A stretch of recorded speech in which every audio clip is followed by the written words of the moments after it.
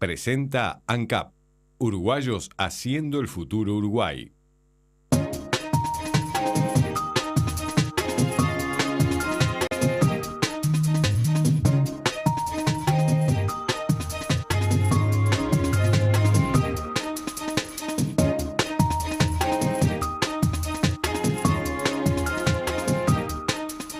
Amigos de todo el país, ¿qué tal? ¿Cómo están? Muy buenas noches y bienvenidos a la edición central de Info TNU. Hola Andrea, buenas noches. ¿Qué tal? Buenas noches. Vamos a los principales títulos de la jornada.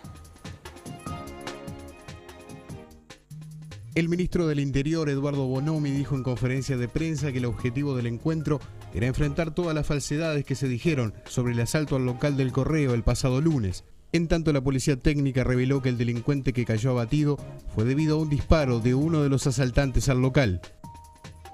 Los funcionarios de la Administración Central que ingresen al amparo del nuevo Estatuto del Funcionario Público deberán trabajar un mínimo de 8 horas diarias cuando entre en vigencia la ley que fue aprobada en el Parlamento. El Comité de Emergencia de Flores relevó daños totales o parciales luego de la granizada en más de 200 hogares. En Trinidad se precisan de 1.500 a 2.000 chapas para su reparación. Un hombre asesinó a su novia y luego se quitó la vida en su casa de Carrasco. En lo que va del año, 24 mujeres y un niño murieron a causa de la violencia doméstica. El presidente Mujica reconoció avances en el ferrocarril, admitiendo que falta mucho porque hubo muchos años de abandono. Debido a medidas gremiales de los funcionarios de la DGI, el vencimiento del pago de la primera cuota del IRPF será diferido del 20 al 26 de agosto. Las autoridades de la provincia de Santa Fe aseguraron que seguirán buscando sobrevivientes en Rosario hasta que se remueva el último ladrillo de la zona afectada por la explosión de gas. Peñarol y Wanderers quedaron eliminados de la Copa Sudamericana. En el espacio cultural, Majo Borges entrevista a Andrea Villaverde, productora del documental uruguayo Desde Adentro. El ministro del Interior, Eduardo Bonomi, dijo que llegó el momento de enfrentar todas las falsedades sobre lo ocurrido el pasado lunes en el tiroteo al local del Correo en la zona de Pocitos. Por otra parte, el ministro del Interior dijo que se trató de sacar rédito político de lo allí ocurrido. Sí, en esta conferencia de prensa también se reveló por parte de la policía técnica que uno de los delincuentes que cayó abatido en el lugar fue como consecuencia del disparo de uno de los asaltantes. Y tanto Bonomi como Mario Leyera, el jefe de policía, aseguraron que la policía tiene todos los implementos necesarios, tanto como chalecos, patrulleros y armas para enfrentar la delincuencia. El ministro Bonomi comenzó definiendo la situación por la cual un policía fue asesinado el pasado 5 de agosto en la zona de Pocitos, en Montevideo, como lamentable y respaldando la actuación de ese cuerpo ante diferentes críticas que surgieron de otros ámbitos. Bonomi dijo que era la hora de enfrentar falsedades. Ello desató un cúmulo de opiniones, a cual más equivocada y llena de desatinos. Inmediatamente se trató de sacar rédito político y se terminó deformando lamentablemente la forma en que se produjeron los hechos. Y hasta compararon las fuerzas de que disponían los delincuentes en comparación con las que disponía la policía. Nosotros no hemos hablado mayormente hasta ahora. Estábamos en días de mucho dolor y también de espera, porque había un policía que todavía estaba recuperándose de sus heridas. En esos momentos, además, había gente haciendo correr rumores falsos, que había muerto el segundo policía, que se necesitaban muchos donantes de sangre, porque Carlos Dollenar estaba debatiéndose entre la vida y la muerte, sembrando cada vez más incertidumbre. Los responsables del comando policial explicaron paso a paso cómo fue el procedimiento realizado en Pocitos. Entre otras cosas, se aclaró que la respuesta policial fue rápida y efectiva, demorando en llegar y en realizar todo el procedimiento menos de 10 minutos. Además, se aclaró que el delincuente fallecido fue asesinado por otro integrante de la banda delictiva. El comando de la jefatura de Montevideo tiene su conclusión del operativo. el arrojo de los funcionarios al verificar la situación. Y luego el apoyo de los compañeros para retirarlos cuando fueron heridos. En ningún momento, ninguno de esos 4 policías que concurrieron abandonaron el lugar. Y el ministro del Interior y todo su equipo recibieron el respaldo del presidente de la República a través del secretario de la Presidencia, Homero Guerrero, quien informó además sobre un proyecto de ley que aumenta las penas a quien intenta o asesina a un policía.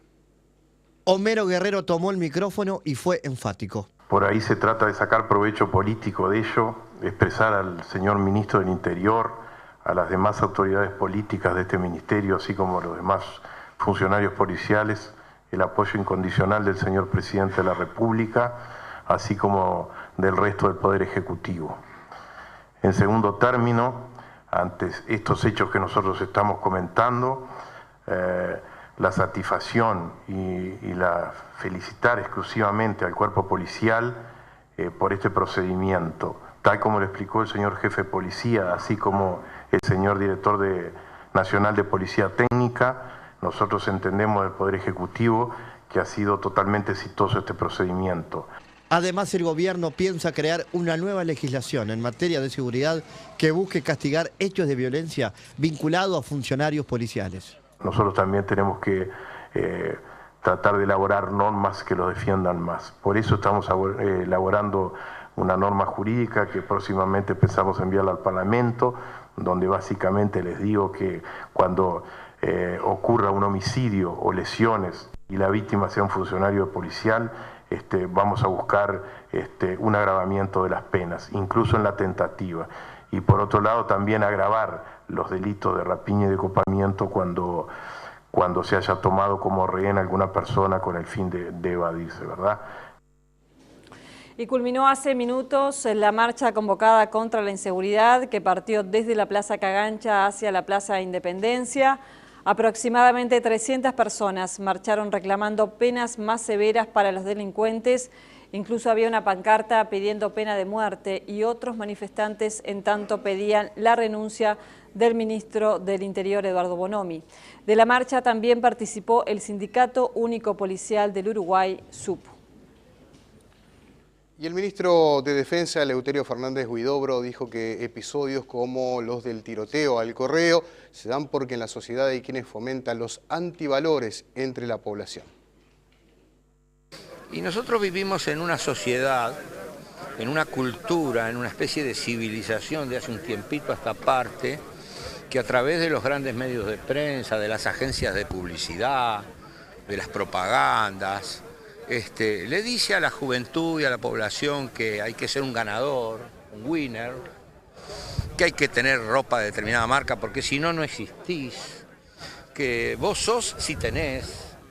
Los modelos que se le ponen, generalmente se utiliza a la mujer como un objeto para la venta de productos, para vender autos, mujeres divinas que las ponen allí semidesnudas, para que usted, si se compra un Hyundai o cualquier otro tipo de marca que usted llegó a...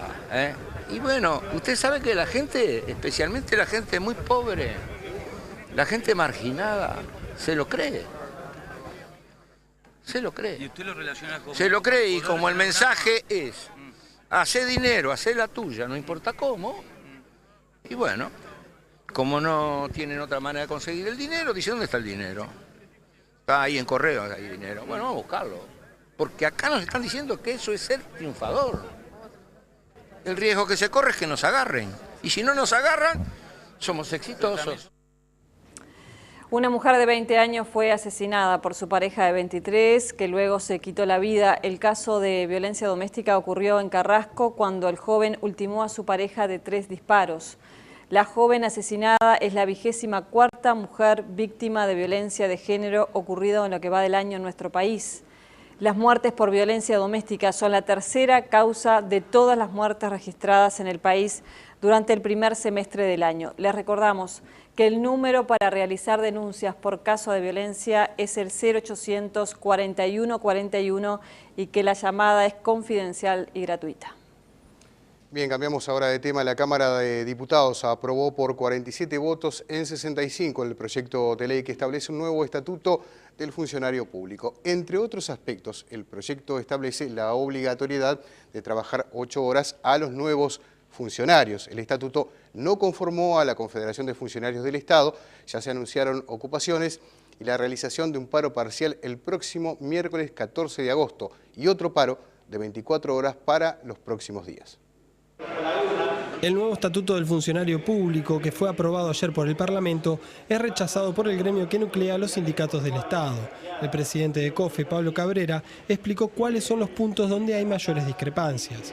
Esto tiene que ver con la carrera administrativa, es sustancial porque se visualiza lo que es la construcción de una vida laboral, donde no solo la función, sino también el salario que va atado de esa función y donde refleja justamente el crecimiento de la persona, ya que en lo que hace acumulación de experiencia y el conocimiento que la propia formación le pueda dar al funcionario, tiene que verse reflejado también en qué remuneración recibe. Y esto es uno de los aspectos más complejos porque al tener pocos niveles de movilidad, esto va a hacer de que también las chances de movimiento sean bastante más complejas. Además, también se rechaza el punto del estatuto donde se establecen las eventuales sanciones de funcionarios. Lo mismo pasa con lo que hace a las sanciones y la definición que tienen los paquetes sancionarios, donde se vincula directamente el jerarca de turno con más facilidad para determinar, sin lo que hace un proceso que lo determine, cómo se sanciona al funcionario. A raíz de esta situación, COFE ya tiene decidido realizar un paro general de 24 horas y además analiza ejecutar otras medidas de lucha. Obviamente que con la conflictividad que existe hoy internamente dentro de la administración y le sumamos a lo que es ACE, vamos a estar determinando medidas para lo que serán los próximos días, comenzando con lo que fue el debate de un paro de 24 horas por parte del PIT-CNT, que si no se logra por esta vía, sí, COFE lo va a llevar adelante, y obviamente que se está planificando y pensando no solamente acompañar y apoyar lo que han sido ocupaciones de los hospitales por parte de la Federación, sino que otros sindicatos también acompañen en la misma medida ocupando lugares de trabajo. Se realizaron hoy paros regionales de la Federación Nacional de Profesores de Enseñanza Secundaria. Mañana harán paro los profesores de Flores, Florida y San José, mientras el lunes no dictarán clase los de Canelones. El último día de paro será el martes 13 de agosto, con la suspensión de actividades de los docentes de La Valleja, Maldonado y Rocha. Hoy se conoció que los profesores de Durazno, agremiados a la FENAPES, decidieron no acatar la resolución de paros zonales, marcando un quiebre en la interna sindical. En tanto, en el área de la salud pública, se mantiene ocupado el Hospital Vilar de Bo y la semana próxima se van a ocupar los hospitales de Pando y Maldonado. Lo decíamos en titulares, la intensa granizada ocurrida el pasado miércoles en Flores generó daños totales o parciales en más de 200 hogares. La evaluación realizada por el Comité de Emergencia señala que los hogares dañados necesitan más de 2.000 chapas para su reparación. De esta cifra, 752 son aportadas por el Sistema Nacional de Emergencia y se va a abrir una licitación para adquirir el resto. La inédita granizada duró aproximadamente 1 hora y, como registran las imágenes, las piedras caídas fueron de gran tamaño. El comandante en jefe de la Fuerza Aérea, Washington Martínez, sostuvo que dado el bajo presupuesto que tiene la Fuerza, no se podrá hacer recambio de aeronaves como estaba previsto.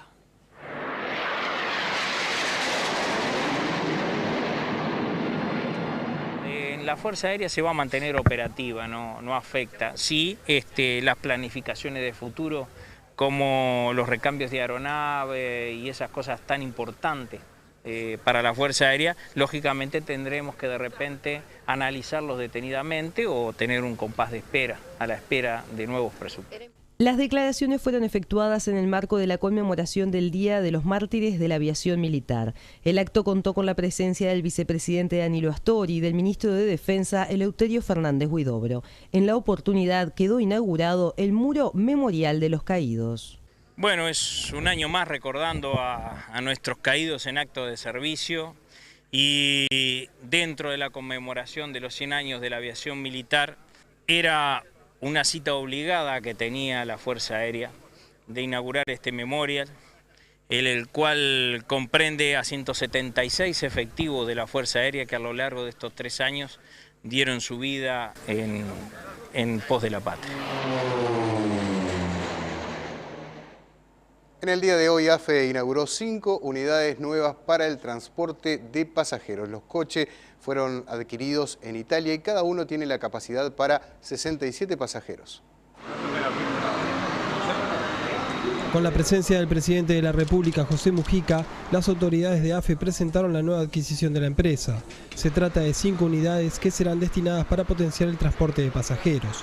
Cada uno de los coches motor pesa 46 toneladas, tiene la capacidad para transportar a 67 pasajeros y pueden llegar a desplazarse a 80 km por hora. Los instructores y choferes de AFE expresaron su satisfacción ante la llegada de estos trenes. El coche en sí está en estado impecable, no nos han dado problema ninguno, son solo de repente defectos menores que no de fácil solución. Que es para eso, que andamos los instructores tratando de a todos los conductores que están, ayornarlo. Acá tenemos el freno de la unidad, tenemos la aceleración, o sea, la caja de cambio. Acá tenemos la inversión, o sea, posición de marcha hacia atrás y adelante. Luces, puertas y después, no sé, otra cosita.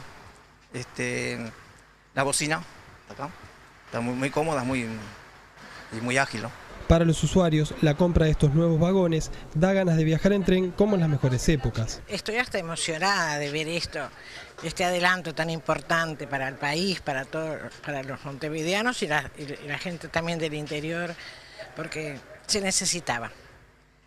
Yo que viajé en otras épocas, comparo esto, asombrada y muy contenta. El presidente de AFE, Jorge Setelich, destacó la inversión que la empresa viene realizando en tecnología para adaptarse a las necesidades que el país requiere. La inversión en tecnología con la que estamos trabajando con Antel y con otros actores a nivel local es muy importante y es el elemento que hace la diferencia entre la eficiencia y el despilfarro, ¿verdad? Hoy en día estamos manteniendo una estructura por las características que tiene el ferrocarril que requiere muchos recursos, ¿verdad? Que podría ser muchísimo más productiva, pero para llegar a eso tenemos que invertir y en ese proceso estamos. Y en esta actividad el presidente Mujica dijo que difícilmente algún privado se interese por los trenes de pasajeros de AFE. Mujica dijo que queda mucho por hacer.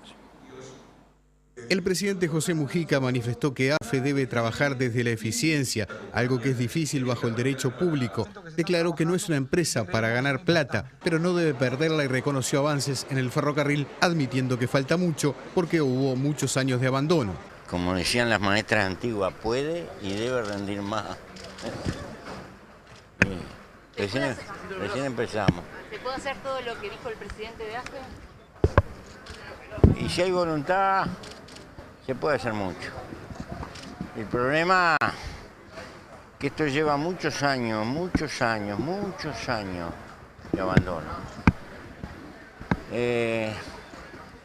No solo el material está viejo, hemos perdido mucho tiempo y los hombres que sabían se han ido desgastando y se han ido.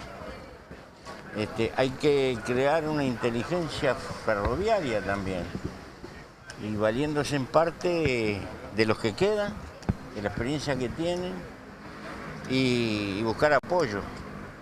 No es sencillo, pero inevitablemente el país tiene que emprender ese camino. Esta no es una empresa para ganar plata, es una empresa que no debe de perder plata. El que debe de ganar el país. Y es fundamental que el Estado se comprometa en eso. El uso del derecho privado es para poder tener una empresa flexible, que pueda hacer negocio con la flexibilidad que permite el derecho privado. Y bueno, cuesta cambiar esa conciencia y que nos demos cuenta. ¿Se le da tranquilidad al sindicato que la empresa va a seguir siendo uruguaya? Este clavo no lo agarra ni Cristo. ¿Usted se cree? Decir que privatizar esto, pero ¿dónde está el Jesucristo que agarre estos fierros viejos? No, por favor, no son tan bobos los privados, son mucho más No. El Estado tiene que encararlo porque el país lo precisa. Esto hay que entenderlo. Nadie compraría camiones si no hay carretera. Para tener un ferrocarril tenemos que recomponer la vía, etc. Y bueno, y esa es la parte que tiene que hacer el Estado. Y pienso que para que no sea un monopolio, el Estado los tiene que seguir trabajando, pero lo tiene que trabajar con un criterio de eficiencia, que nos cuesta mucho en el derecho público. ¿Por qué? Porque somos humanos, yo lo comprendo a todo el mundo. En el derecho público venimos, nos sentamos y dentro de 40 años me jubilo. El costo del gas podría bajar hasta un 70% cuando la planta regasificadora comience a producir. Así lo expresó el presidente de ANCAP, quien rechazó que el emprendimiento no sea económicamente viable. Raúl Sendic valoró la importancia de contar con Argentina como cliente.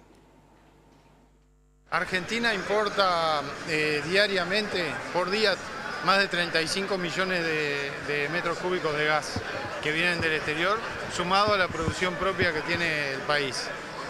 Nosotros solamente le podemos proveer 5 millones de todo ese enorme volumen que Argentina importa. Por lo tanto, está lejos todavía la fecha en que Argentina deje de importar gas.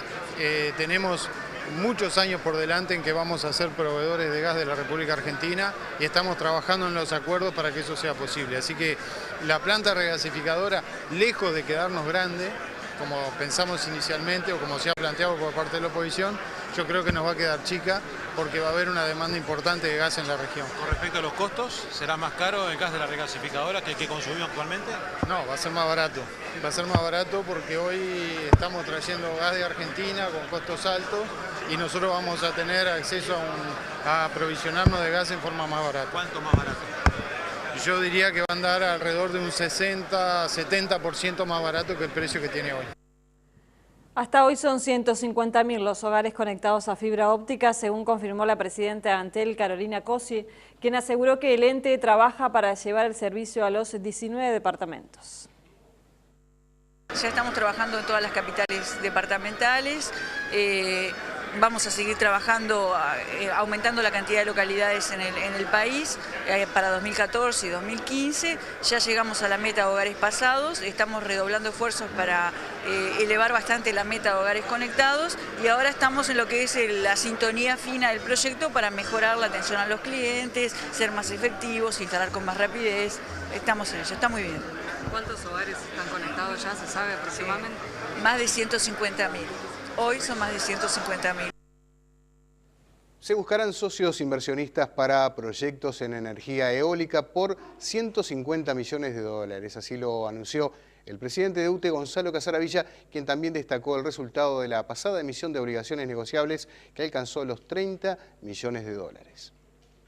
Estamos muy contentos con lo que fue la emisión de 30 millones de dólares, en la cual, si bien uno puede analizar que no hay precedentes de una emisión que fue tan bien atomizada, llegamos a inversores por ejemplo, de los 30 millones de dólares, el 25% fue con inversores de menos de $5.000, o el 90% fue con inversores de menos de $20.000.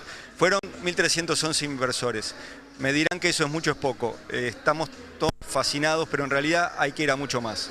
Estamos pensando incluso sobre fin de año hacer una emisión como se hizo a fin del año pasado de obligaciones negociables del orden de 100, 120 millones de dólares, pero hay otra cosa más que estamos preparando, que es la posibilidad de que la gente se haga socia con UTE en proyectos eólicos. Y estamos justamente viendo la mejor forma de salir con un fideicomiso, salir con asociaciones, o sea, digamos, no obligaciones negociables, ya directamente acciones, hacerse socio con UTE en un emprendimiento, a diferencia de lo que son las obligaciones negociables, que tienen una rentabilidad fija y no hay ningún riesgo. En este sentido, si bien el accionista corre un riesgo, va a tener beneficios mayores. Los beneficios de los parques eólicos tienen un piso de 10%, pero después si logran una buena gestión y un buen nivel de apalancamiento pueden llegar a tener mayores rentabilidades.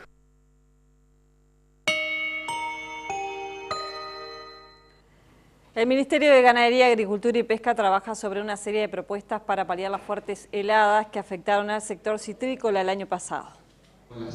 Tras las fuertes heladas que afectaron el sector citrícola el pasado año en el litoral norte, el Ministerio de Ganadería implementó una serie de estrategias sostenidas en los llamados pilares que permitieron el seguimiento de la situación, trabajar para mejoras en el riego y ahora con la apertura del mercado de Estados Unidos al citrus, tranquilidad a los empresarios y trabajadores del sector. Los departamentos de Salto y Paysandú tienen miles de familias que dependen directamente de este rubro.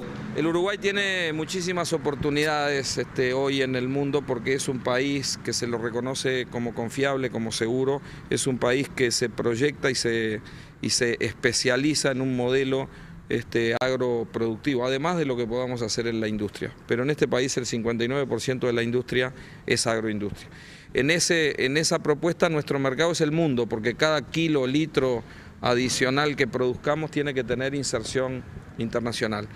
Esa oportunidad tiene que ser oportunidad para la mayor de trabajo y felicidad para la mayoría de los uruguayos. No queremos tener un desarrollo económico de sectores productivos que vayan de la mano de una concentración excesiva. Por eso las políticas diferenciadas para los pequeños productores y para la agricultura familiar. Por eso el apoyo al sector citrícola exportador a partir de las heladas fue condicionado a la asignación de un compromiso de acompañar los 4 pilares estratégicos del plan citrícola, porque no queremos una citricultura de 4 empresas, queremos una citricultura con 4 o 5 grandes motores que dinamicen la exportación, pero que permitan la inclusión de muchos cientos de pequeños y medianos productores en esa cadena de valor. Desde Salto, Rodrigo Tejera con cámara de Pablo Malatesta, InfoTNU. Debido a medidas gremiales en la Dirección General Impositiva, se anuncia el corrimiento de los vencimientos para la presentación de declaraciones juradas del impuesto a la renta de las personas físicas, el IRPF. El dígito 9 continuará con el plazo establecido entre el 8 y el 13 de agosto. El dígito 0 tendrá plazo entre el 14 y el 16 de agosto. El dígito 1 tendrá plazo entre el 19 y el 21 del mes de agosto. Los atrasos de todos los dígitos serán atendidos entre el 22 y el 26 de este mes. El índice de excedente bruto unitario de la industria exportadora elaborado por el Banco Central presentó una suba de 1,30% en mayo de 2013 respecto al mes anterior. El dato económico lo aporta el Instituto Uruguay 21. Vemos ahora la cotización de la moneda. La cotización de la moneda es una presentación del Banco República, el banco del año. Nueva caída en el precio del dólar, que en la compra cerró a 20,95 y en la venta 21,60. El dólar interbancario billete también bajó a 21,288. Se mantuvo sin variantes el peso argentino, 2.10, 3.10. El real, mientras tanto, subió 8.50 y 10 pesos. Y el euro billete bajó 27,75 en la compra, 29 pesos en la venta. La unidad indexada, 2,6335.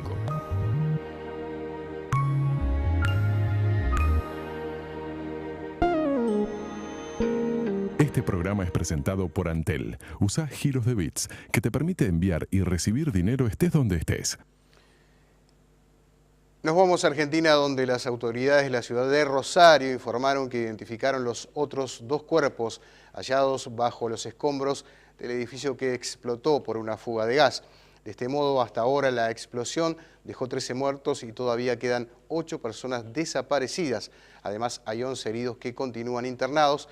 La mayoría están evolucionando favorablemente, según se informó. Respecto de las tareas de búsqueda y rescate, las actividades continúan hoy en el lugar del desastre, un edificio de 9 pisos que quedó reducido a una montaña de escombros que 300 rescatistas intentaron desarmar. Paralelamente, hoy se comenzó a autorizar el regreso de algunos de los habitantes de edificaciones cercanas al lugar. El presidente de Colombia, Juan Manuel Santos, dio un ultimátum a la FARC en caso que fracasen las negociaciones de paz. Ampliamos esta y otras noticias en el siguiente resumen de Noticias Internacionales. El presidente colombiano Juan Manuel Santos dijo que los líderes de la guerrilla de las FARC que negocian un acuerdo de paz con el gobierno en Cuba deberán volver a las selvas del país sudamericano si fracasa el proceso y terminar sus vidas en el campo de batalla o en la cárcel. El mandatario, entrevistado por la agencia Reuters, sostuvo que las Fuerzas Armadas Revolucionarias de Colombia no tienen otra opción que abandonar la lucha armada y poner fin al conflicto en el que, según estimaciones, han muerto más de 200.000 personas y se ha obligado a millones a abandonar sus hogares en las últimas 5 décadas. Santos, de 61 años, que ha dado señales de que buscará su reelección en el 2014, reveló que está acordado con la guerrilla que en un eventual colapso de la negociación, sus líderes y negociadores deben regresar al país. Un padre y su hijo que desaparecieron durante la guerra de Vietnam hace 4 décadas fueron encontrados viviendo en la jungla. Ho Van Tan, de 82 años, y su hijo Ho Van Lang, de 41, abandonaron su pueblo natal después de que una bomba mató a 3 miembros de su familia y ahora fueron descubiertos por lugareños que buscaban leña en una provincia en el centro del país. Los dos dijeron que sobrevivieron alimentándose de frutas, mandioca y plantando maíz y vivían en una choza de madera levantada 5 metros sobre el suelo y sin contacto con el mundo exterior. Al menos 4 personas murieron y varias resultaron heridas, según datos preliminares, al estrellarse un avión militar etíope en el aeropuerto internacional de Mogadiscio, la capital de Somalia. El avión se incendió durante la maniobra de aterrizaje por causas que aún se desconocen. Según el subcomandante de la misión de la Unión Africana en Somalia, que usa el aeropuerto, el avión cargaba explosivos y otro material bélico.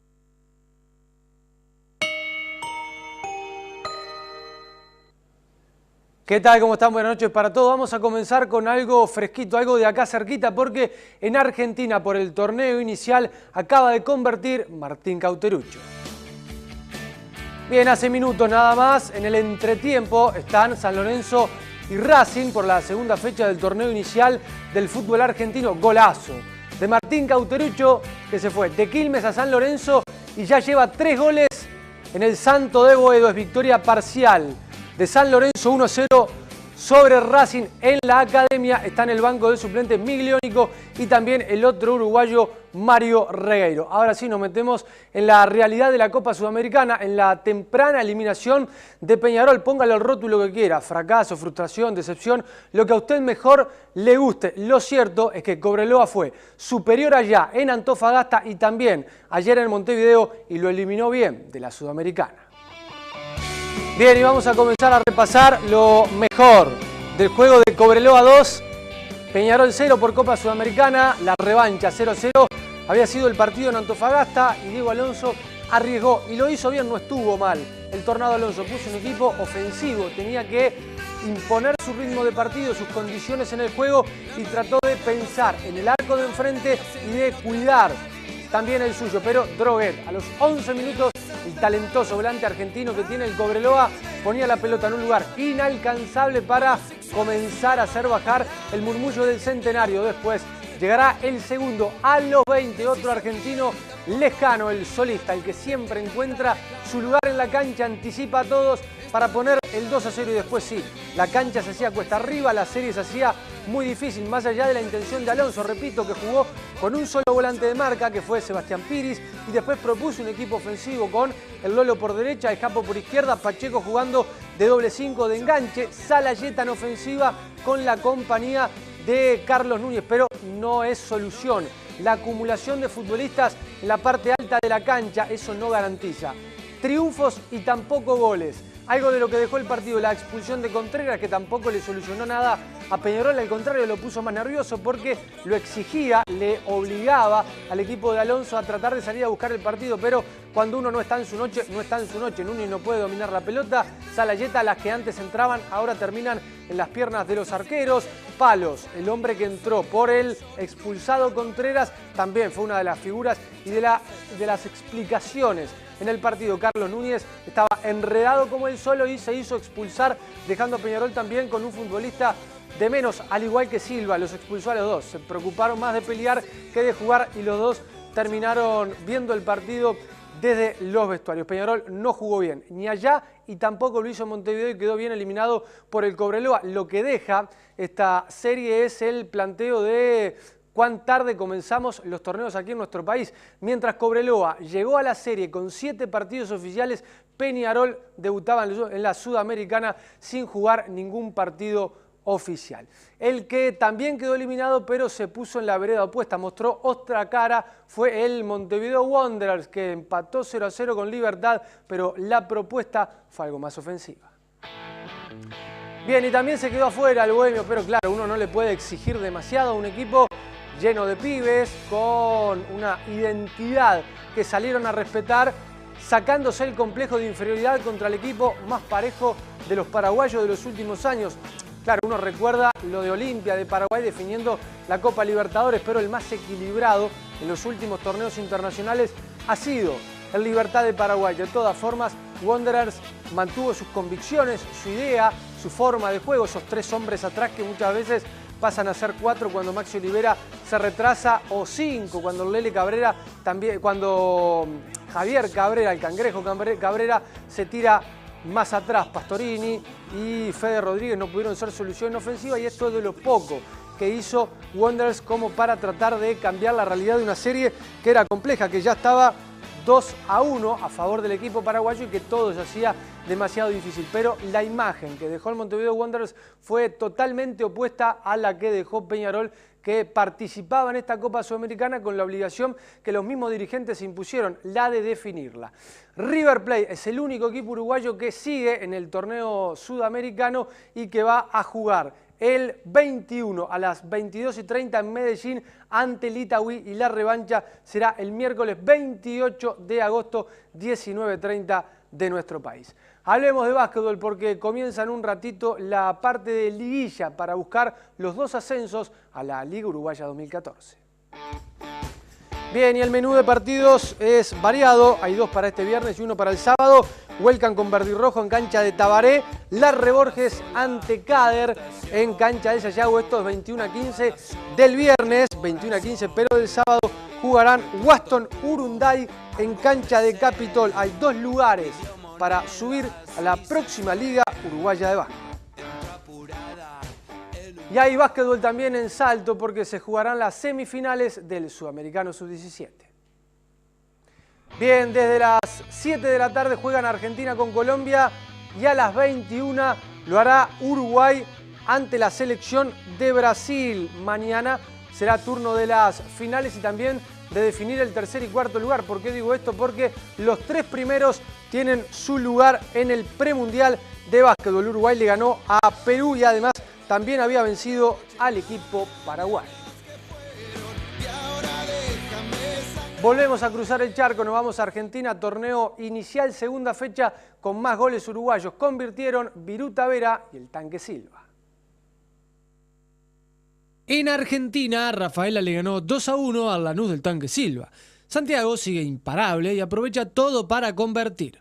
El Tanque lleva 3 goles en 2 partidos del campeonato inicial. Diego Vera también puso su firma en la red para que Rafaela se quede con los 3 puntos. Fueron titulares en el que se quedó con la victoria el Coco Conde, el Facha Ferreira y Andrés Rodales.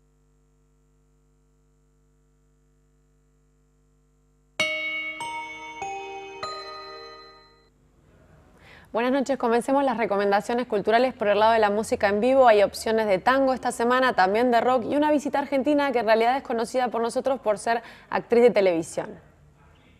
Tengo el corazón hecho pedazos. Esta noche Malajunta Trío Tango se presenta en la Sala Citarrosa junto al sexteto Floro Covelli, que es dirigido por el maestro Covelli.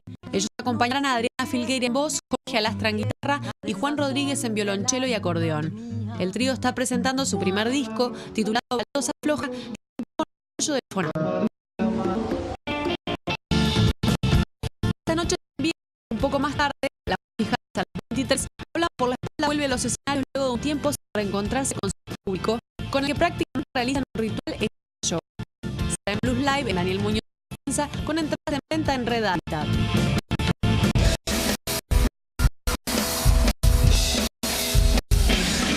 Mañana sábado, rock un poco más clásico tendrá lugar en Minas, Valleja, con la presentación de Buitres en vivo.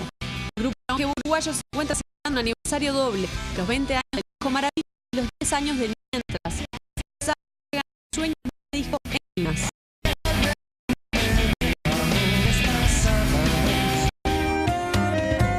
El próximo jueves 15 de agosto, la actriz argentina Soledad Villamil se presentará en Montevideo en su faceta de cantante que es la más desarrollada en estos últimos tiempos. Premiada con el Goya y el Oscar por El secreto de sus ojos, cuando se sube al escenario interpreta un repertorio ecléctico que incluye tangos, canciones clásicas de la música mundial, algo de folclore y versiones propias de canciones que van desde Dice de mí hasta Viromes y Servilletas de Leo Maslía. Canta también en francés y en portugués y es la primera vez que se presenta en Montevideo, lanzando su tercer disco Canciones de Viaje. Será en la Sala Citarrosa a las 21 horas.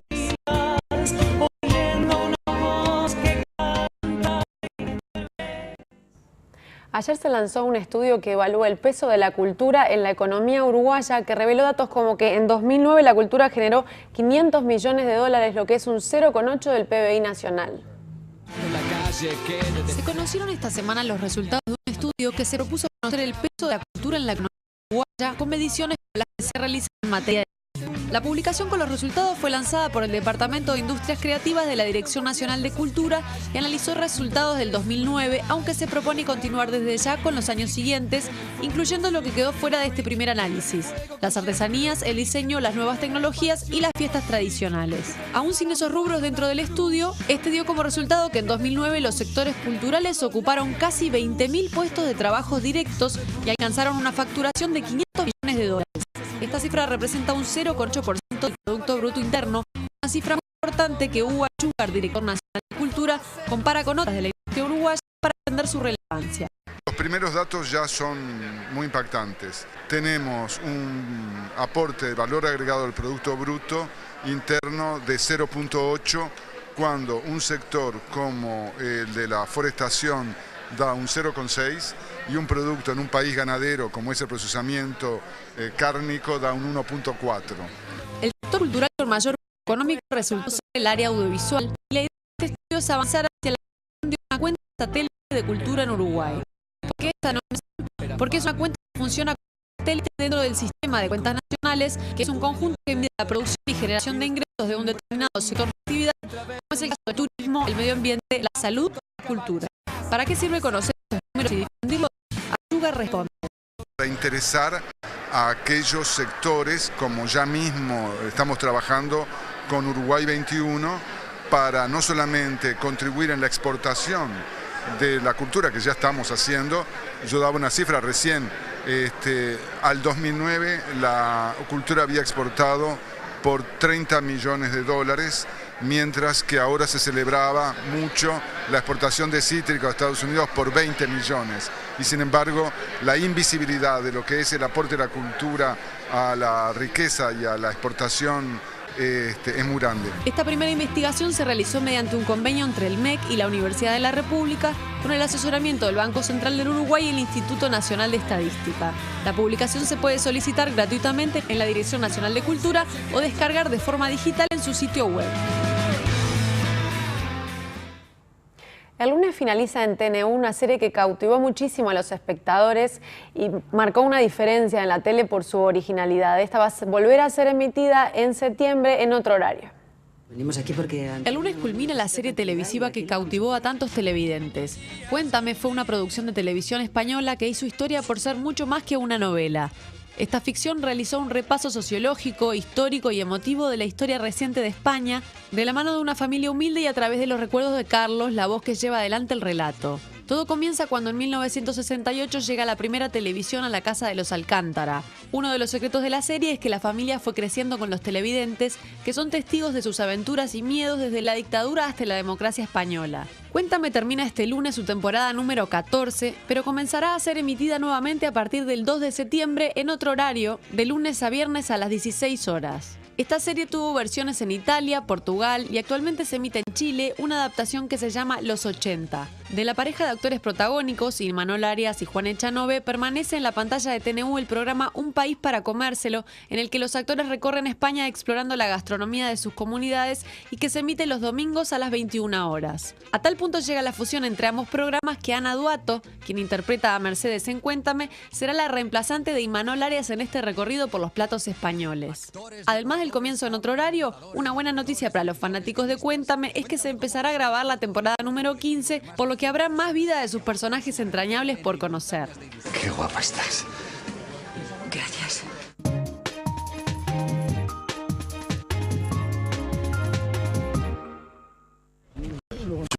la puerta, no tranco un portón, no cierro un candado. Estoy preso, voy a andar cerrando una puerta, o a ver si me pegas, te abro todo lo que quiera. Pero cerrarte no cierro nada, soy un preso.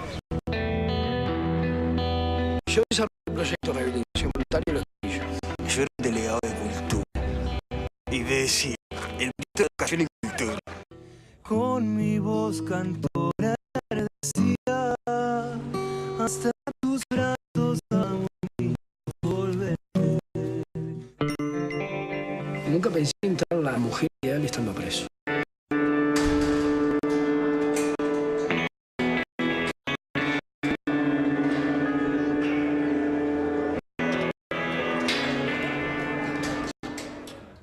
Lo que veíamos eran fragmentos de la película Desde Adentro, que se estrenó ayer en el cine Casablanca y que fue filmada en la cárcel de Canelones.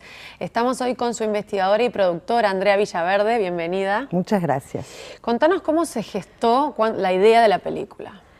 La película surge, en realidad, yo en el año 2003 estaba trabajando en Radio El Espectador.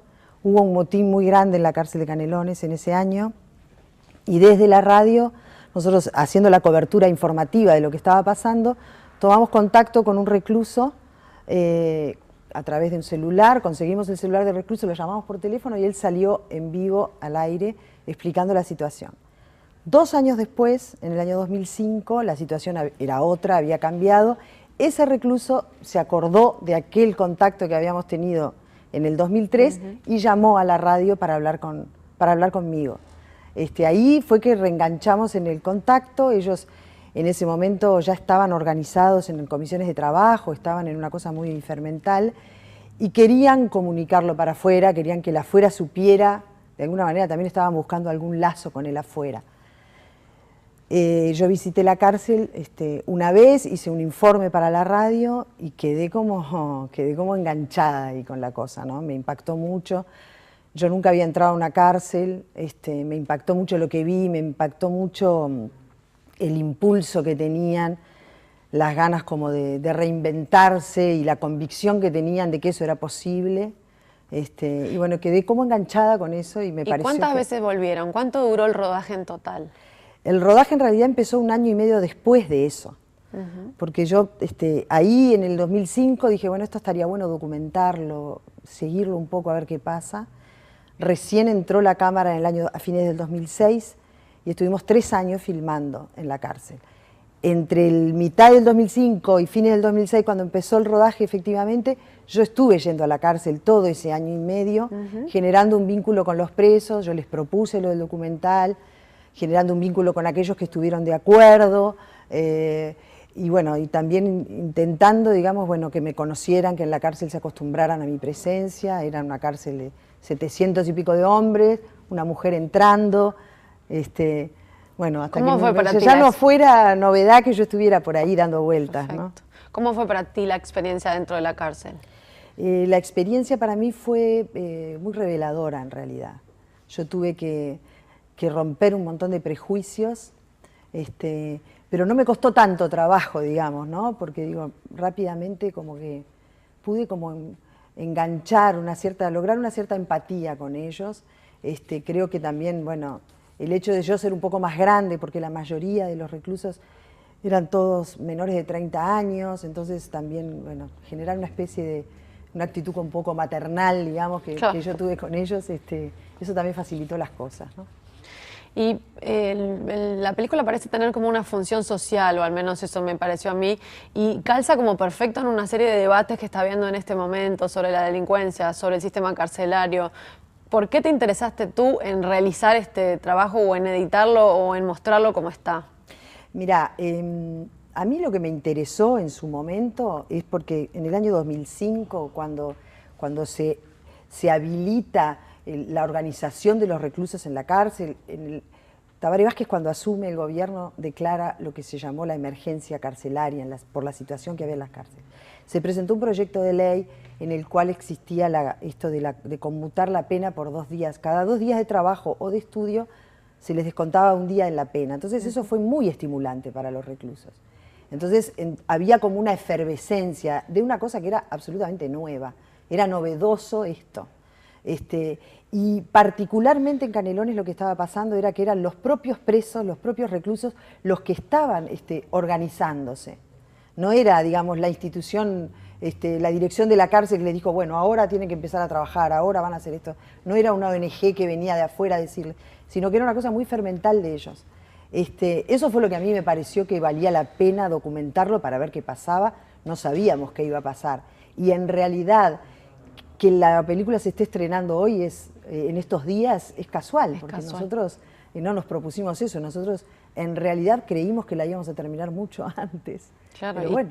¿Qué fue lo más difícil a lo que te enfrentaste en todo este proceso de terminar la película o de realizarla? En realidad lo más difícil fue estos 3 últimos años en los que estuvimos editando la película, porque durante 3 años de rodaje nosotros obtuvimos muchísimas horas de filmación, teníamos más de 60 horas y había que encontrar un hilo conductor, había que encontrar una historia que no podía durar más de 1 hora y media, y con 60 horas de rodaje en realidad tenías casi que una serie, podríamos haber hecho. Entonces yo creo que lo más difícil fue esa etapa, decidir por dónde iba. ¿Fue fácil lograr estos testimonios de ellos? No, no fue fácil. Yo creo que lo logramos gracias a los 3 años que duró el rodaje. Porque una cámara, viste cómo es, ¿no? Vos prendés una cámara y todo se transforma, todo el mundo queda. Y nosotros nos planteamos desde el principio que ellos se acostumbraran a la cámara, no hay imágenes robadas en la película, todas las tomas, o sea, la gente que aparece en cámara siempre sabe que hay una cámara prendida que los está filmando. Y yo creo que fue gracias al acostumbramiento, gracias a que, bueno, que la cámara se prendió muchísimas veces durante mucho tiempo, entonces hubo un momento en que la cámara dejó de ser tan importante y además había un conocimiento también. Siempre fue el mismo equipo, éramos 4 personas, siempre es la misma durante 3 años. Y hay 3 personajes que son como los protagonistas. ¿Por qué ellos 3 reclusos y no otros? Ellos 3 porque 2 de ellos en realidad fueron los líderes del proyecto, ¿no? Fueron los que salieron a convocar al resto. Entonces, de alguna manera, ellos eran los líderes, que son Catuca y Medina. Y después aparece Pablo, otro personaje, como muchísimos otros que aparecieron, pero en realidad Pablo trae como una cosa trae como un aire fresco también a la película, porque Pablo viene de otro lado, no solamente es extranjero, sino que viene de otro lado, ¿no? Viene, tal vez culturalmente está mucho más cerca de nosotros, por ejemplo, entonces también ese costado, digamos, de que en realidad cualquiera podría llegar a estar ahí. Eso que les pasa a estas personas, hay mucha gente ahí adentro que uno no piensa que podría estar en una cárcel. Entonces, creo que también eso es, ¿no? Y además que Pablo hizo esa canción maravillosa y la cantó frente a la cámara y a nosotros esa canción nos acompañó durante mucho tiempo. Y queríamos que estuviera, ¿no? Nos pareció que la historia de Pablo era una historia luminosa dentro de todo eso. Buenísimo. Andrea, muchas gracias por haber estado con nosotros. Les recordamos que la película se llama Desde Adentro, fue filmada en la cárcel de Canelones y se estrenó ayer en el Cine Casablanca. Ahora seguimos con más Info TNU.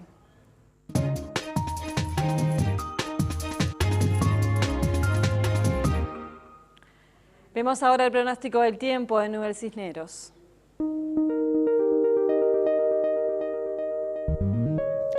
Mañana continuará muy frío en la madrugada con heladas. En la tarde las temperaturas se mantendrán bajas, sin mayores cambios, de frías a frescas, con máximas de 12 a 15 grados y cielo escasamente nublado. La noche se presentará muy frías, con mínimas de 2 grados, generando nuevamente la presencia de heladas. El domingo estará muy frío en la madrugada con heladas y posterior formación de nieblas y neblinas aisladas. En la tarde los vientos rotan al sector norte, generando leve ascenso de temperatura, con máximas que llegarán a los 18 grados, observándose pasaje de nubosidad hacia la noche por áreas costeras, la que se presentará ligeramente inestable.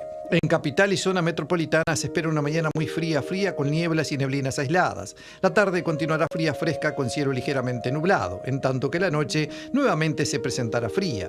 En los próximos días seguirá el tiempo estable, con madrugadas frías a muy frías con neblinas aisladas, evolucionando de fresco a frío en la tarde, con pasaje de nubosidad hacia la noche del domingo y en la tarde del lunes, inestabilizando la zona.